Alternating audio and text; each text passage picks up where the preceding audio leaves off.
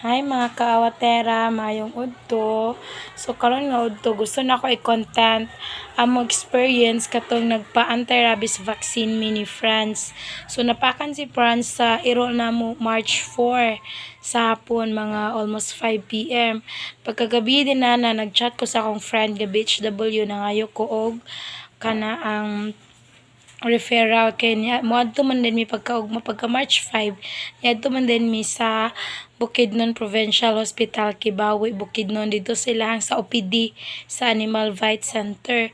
So pagkaugma ready na akong mga papilis, nagdala ko dag MDR sa akong bana, birth certificate ni France, marriage contract namo og katong referral. So abot dito gikuha among name, dayon nagkuha po og vital statistic ni France, dayon naglinya mi gi-check up sa doktor. After check up sa doktor, gi-inject na din si France og anti-rabies dili siyang bukton duha plus giskin test pagid siya plus katapag iyang samad sa kamot is gi-injekan pagyod.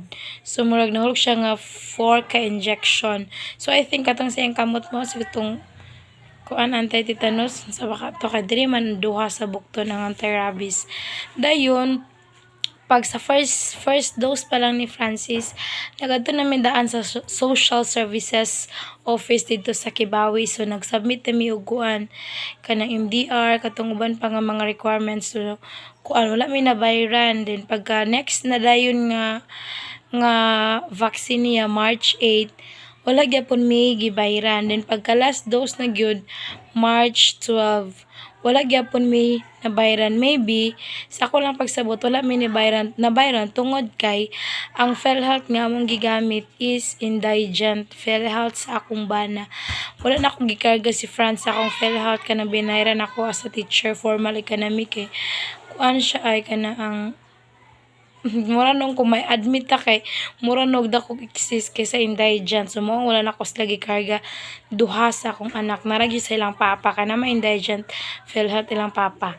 Dayon ang uban man gud mong kaila didto is kuan kana ang last dose nila sa anti-rabies is ginapapalit sila og tambal nya tag 19 kapin bahinon nila sa upat, so nasa mga almost 500. So pasalamat po ko kay katong pagka third dose na gyud ni France wala mi nabayran gihapon. So gitagalan na mi og kana ang murag certificate of eligibility and benefits na health benefits gikan sa social services ipasa na namo dito dapit dito sa Animal Vite Center katong in charge dito. So wala gid mi nabayran. So mao lang to kana mga kawatira tips pag naay mapaakan ninyo og iro sa inyong mga sakop sa pamilya, diretso mo sa Animal Vite Center, mga provincial hospital sa inyong lugar, dala na mo daan sa requirements, dayon kanang wala mo mabayran kung category 3 siya, dayon yung gigamit nga PhilHealth is indigent.